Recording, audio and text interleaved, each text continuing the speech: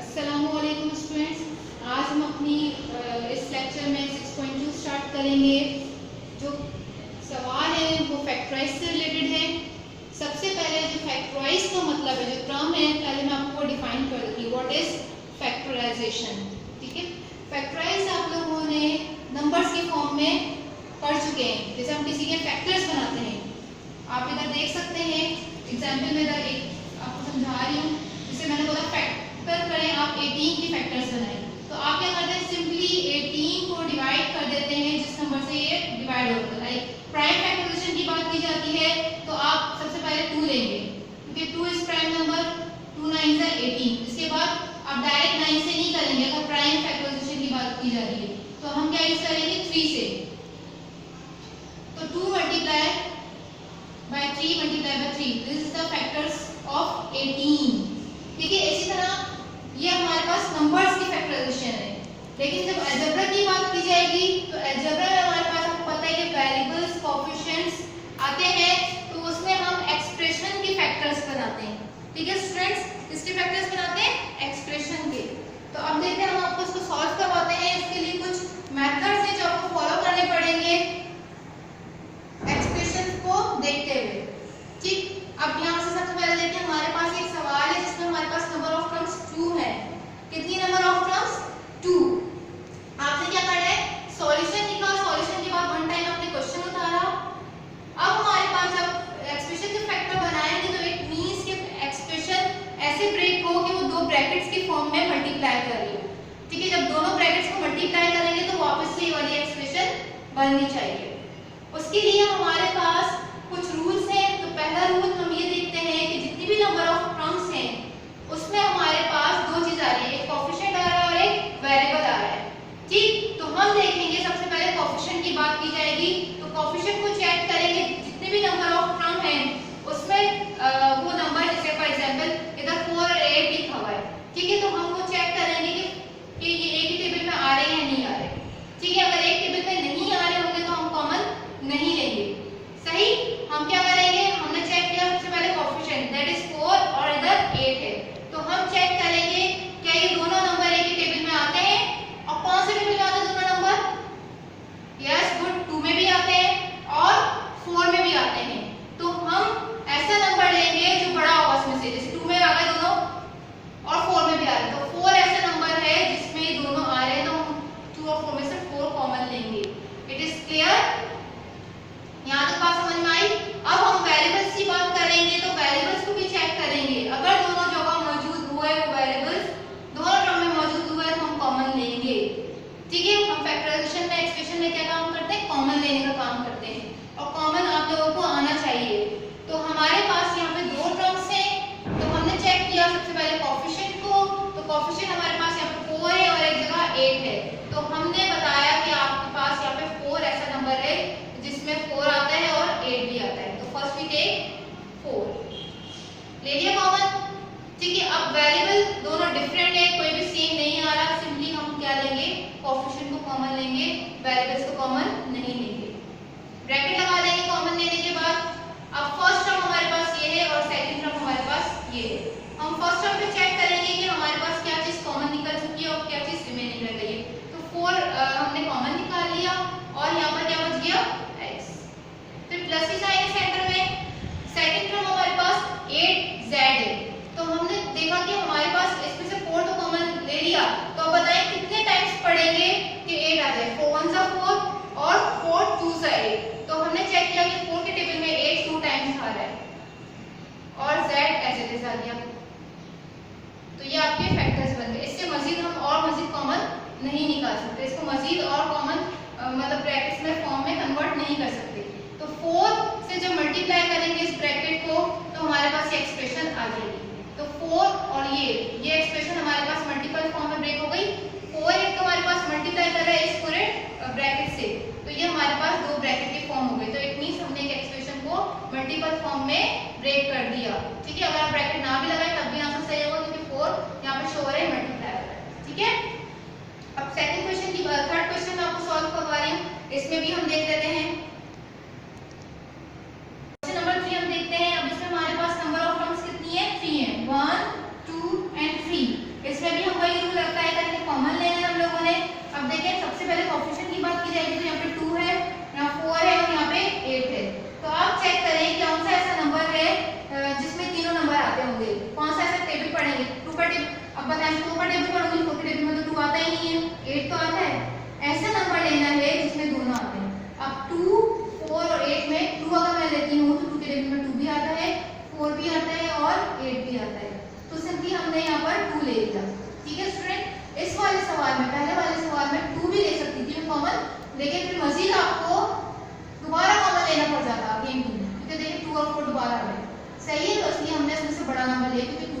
आता है 4 और 8 और 4 में भी आता है, तो हमने बड़ा नंबर ले लेना है। ठीक है स्टूडेंट, इसलिए हम इसमें से हम 4 कॉमन लेंगे। ठीक है, ये वाला। नाउ अब मेथड में देखिए हमारे पास 2 कॉमन आ गया। अब वेरिएबल की बात करेंगे तो वेरिएबल यहाँ पर x भी मौजूद है, यहाँ पे भी x आ रहा है और यहाँ पे भी x आ रहा है, तीनों में आना चाहिए। जब भी कॉमन लेंगे तो मस्ट है जितनी भी नंबर ऑफ टर्म्स है वहाँ पे वो चीज मौजूद हो। अगर एक में भी मिसिंग होगी, सपोज करें मैं यहाँ पे नहीं लगाती x, तो मैं कॉमन x नहीं ले सकती। ठीक है, 2 में तो आ रहा है लेकिन थर्ड में नहीं आ रहा। लाजमी है कि वो तीनों एक्सप्रेशन में मौजूद हो, तीनों टर्म्स में मौजूद हो। तो 2 भी कॉमन ले लिया और x भी कॉमन ले लिया। अब यहाँ पे x की पावर तीनों जगह सेम है, 1 है 1 है 1 है, तो x पावर हमारे पास 1 ही कॉमन आया। ठीक है, अब आपने देखा कुछ भी कॉमन नहीं निकला, ब्रैकेट यूज कर लिया, डन। अब पहली टर्म मेरे पास ये है, दूसरी ये है, तीसरी आपने पेंसिल से राइट कर लिया। फर्स्ट 2 1 2 3। अब पहले में आ जाएंगे, तो पहले में देखा आपने 2x एज इट इज लिखा हुआ है, बाहर लिखा हुआ है। तो अब इधर क्या हमारे पास आएगा कि हम ऐसा कौन सा नंबर मैं लिखूं जिससे एज इट इज आंसर आ जाए 2x।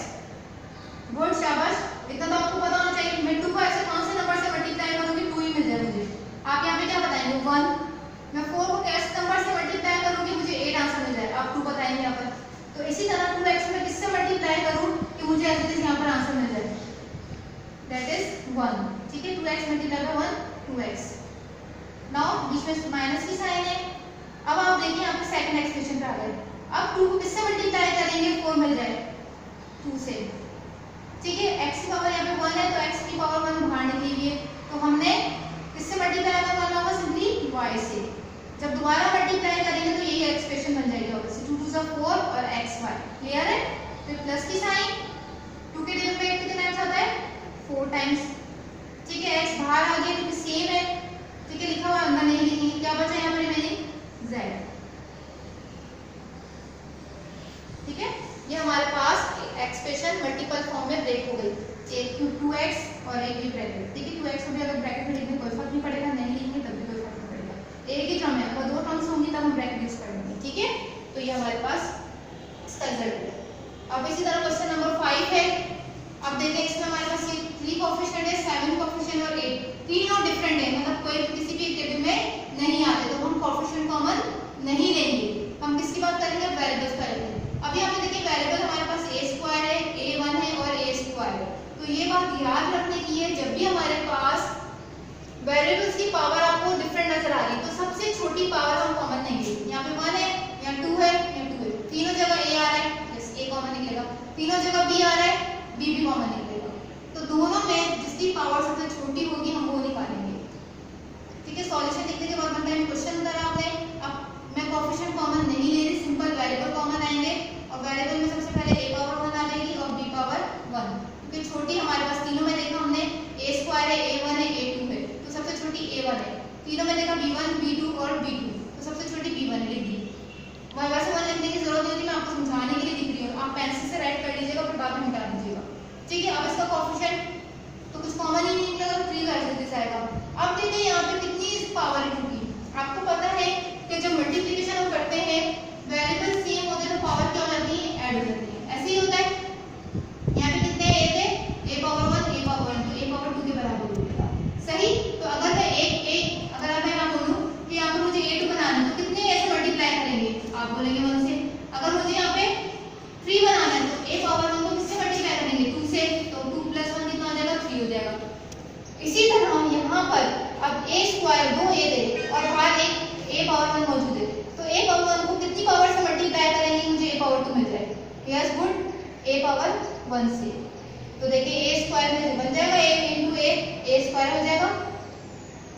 अच्छा, यहाँ पे b पावर 1 और यहाँ पे b पावर 1 मौजूद है। जब बाहर मौजूद है तो हम किससे 1 से मल्टीप्लाई करेंगे, जाहिर सी बात आपको पहले भी मैं वो चीज़ बता चुकी हूँ।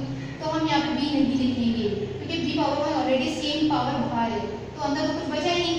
यहाँ पे तो 2 थी, यहाँ एक बाहर निकली तो एक अंदर बच गई, सही है। फिर प्लस की साइन, 7 आ गया। अब देखिए a पावर 1 सेम है ना, बाहर लिखी हुई है तो अंदर नहीं लिखेंगे। यहाँ b2 थे, यहाँ b1 है, बाहर 1 लिखा हुआ है तो अंदर कितने बचे, 1 बच गया, सही। माइनस का a² इधर है और यहाँ बाहर a1 निकला हुआ है, तो यहाँ कितना बचेगा, a पावर 1। B2 यहाँ पे लिखा हुआ है लेकिन B पावर 1 बाहर कॉमन ली हुई, तो हम यहाँ पे क्या लिखेंगे B पावर 1। ठीक है, पावर्स आप पेंसिल से यूज कर लीजिएगा, सिर्फ समझाने के लिए कि 1 हम लिखने की जरूरत नहीं होती। ठीक है, तो ये आपका आंसर हो गया। सही है स्टूडेंट, चीज क्लियर हो गई वाली आपको? वेरिएबल वाली थोड़ा सा कॉन्सेप्ट है लेकिन आपको समझ के काम करना है। ठीक, अब देखेंगे अब ये दूसरी टाइप का क्वेश्चन है। यहाँ पे तो हमारे पास नंबर ऑफ टर्म्स 3 या 2 थी, तो हमने सिंपल वेरिएबल और कोएफिशिएंट लेकर निकाला। अब इधर देखें, जब हमारे पास नंबर ऑफ टर्म्स 4 होंगी तो सबसे पहली बात हम ग्रुप की फॉर्म में काम करेंगे। ठीक है, सही, पहले तो चेक कर लेते चले 5, 10, 3 और 6, कोई भी ऐसा कोएफिशिएंट नहीं जो कॉमन निकल रहा हो। ठीक है, अब इधर देखें x y x, मतलब x एक दफा आया है, नहीं 2 दफा आया है, लेकिन 2 में नहीं है तो x भी कॉमन नहीं निकाल सकते, इसी तरह y भी कॉमन नहीं निकाल सकता, इसी तरह z भी कॉमन नहीं निकाल सकता।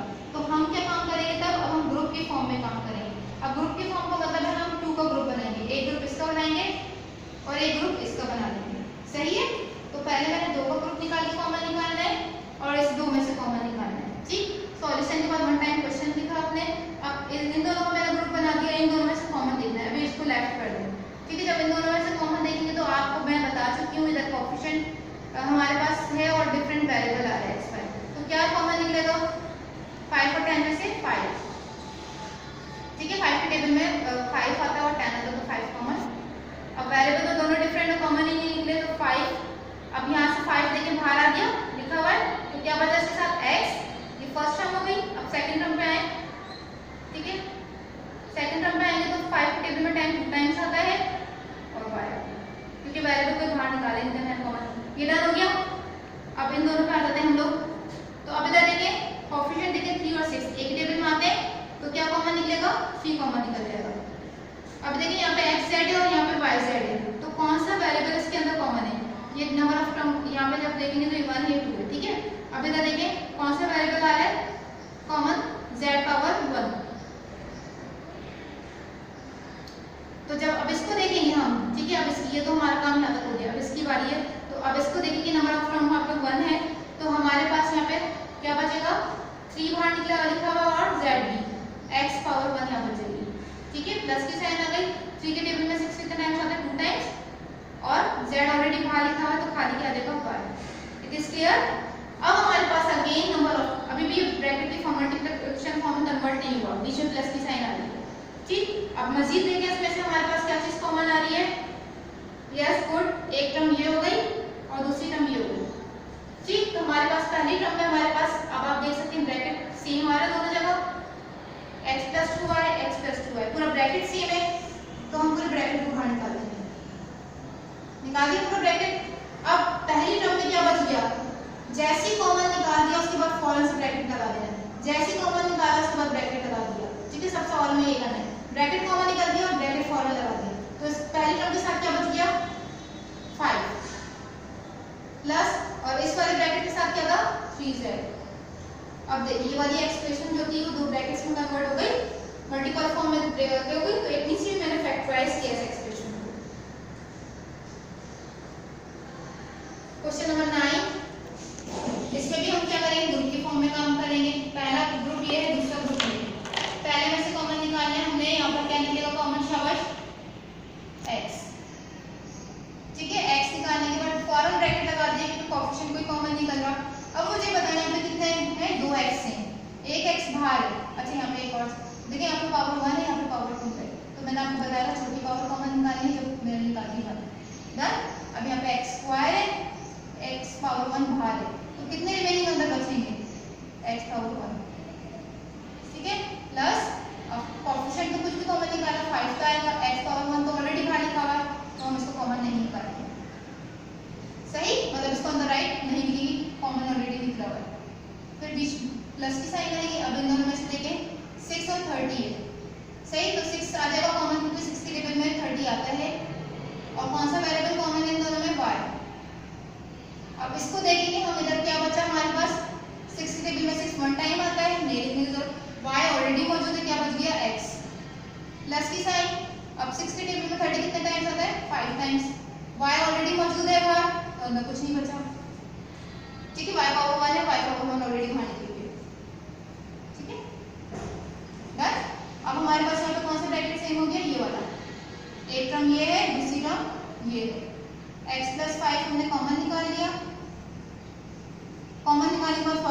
लगा दिया मैंने। अब इधर क्या बचा इसके साथ x और इसके साथ क्या बचा 6y। सही है स्टूडेंट। ब्रैकेट कॉमन निकालने के बाद फौरन एक ब्रैकेट लगाया मैंने और देखा इस ब्रैकेट के साथ क्या बचा x पावर 1, मतलब मैंने 1 लिखने की जरूरत नहीं ऊपर, यहाँ से हटा देते, बाद में पेंसिल से लिख रहे हैं आप लोग। फिर प्लस की साइन और इस ब्रैकेट के साथ, क्योंकि ब्रैकेट कॉमन निकला हुआ तो उसके साथ 6y बचा था। ठीक है, ये आपके पास इसका आंसर हो गया। अब 10 क्वेश्चन देखते हैं हम लोग। 10 क्वेश्चन में भी सेम यही काम करने हैं आप लोगों को, बस इधर एक साइन का फर्क आ रहा है इसलिए मैं करवा रही हूँ। ठीक है, अब आप इधर देखें 7 और 14। अब आपको बता चुके ग्रुप के फॉर्म में काम करना है आप लोगों ने। तो देखें 7 कोएफिशिएंट 7 हमारे पास ऐसा है कि 7 की डिग्री में 14 दिया था तो 7 निकल गया। अब वेरिएबल हमारे पास आप खुद ही बताएं शाबाश, इसमें से क्या निकल रहा है x y और y z है। दोनों में कौन सा ऐसा वेरिएबल है जो आ रहा है y। ठीक, अब यहाँ क्या बचा 7 ऑलरेडी बाहर है, y बाहर है, तो x बच गया। ठीक है, फर्स्ट हम इसको देखेंगे, सेकंड पे आ जाए। 7 2 सा 14, y बाहर है, z आ गया। ठीक है, यहाँ पे सिंपल y पावर 1 थी तो इसलिए हमने अंदर नहीं मेंशन किया। अगर y स्क्वायर होता तो एक और y होता। अब इधर देखिए यहाँ पे सेंटर में कौन सी साइन आ गई, ये दैट इज इंपॉर्टेंट। अगर माइनस आएगी तो माइनस भी कॉमन निकलेगा। कौन सी साइन है ये, माइनस की साइन है।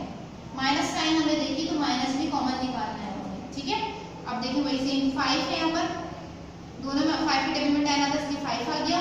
और कौन सा वेरिएबल दोनों में कॉमन है, a। कॉमन निकालने के बाद और कुछ कॉमन नहीं निकला और फौरन से ब्रैकेट लगा दिया।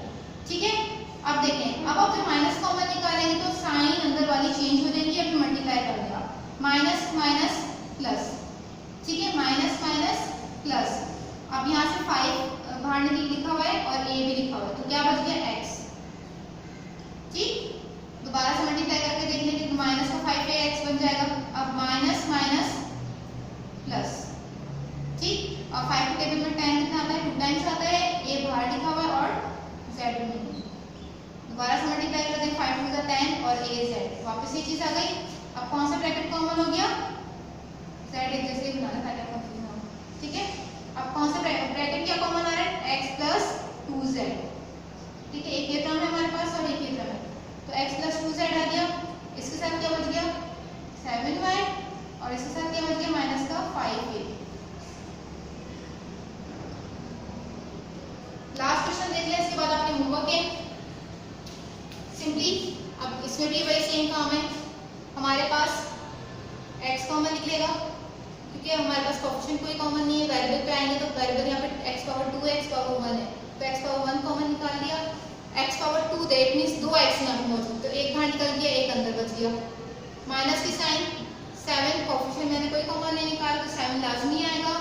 x पावर 1 मौजूद है बाहर, अंदर लिखने की जरूरत नहीं है और फिर यहाँ पे क्या बच गया y। अब इसी तरह यहाँ से देखिए माइनस कॉमन निकलेगा। ठीक है, फर्स्ट टर्म हम इधर देखेंगे जहाँ पे माइनस है तो हम माइनस कॉमन निकालेंगे। जिस टर्म से कॉमन निकालना स्टार्ट करते हैं इससे पहले अगर माइनस है तो माइनस भी निकलेगा। नाउ अब इसमें कौन सा वेरिएबल सेम है, z। ठीक है, तो अब यहाँ पे क्या बच गया x।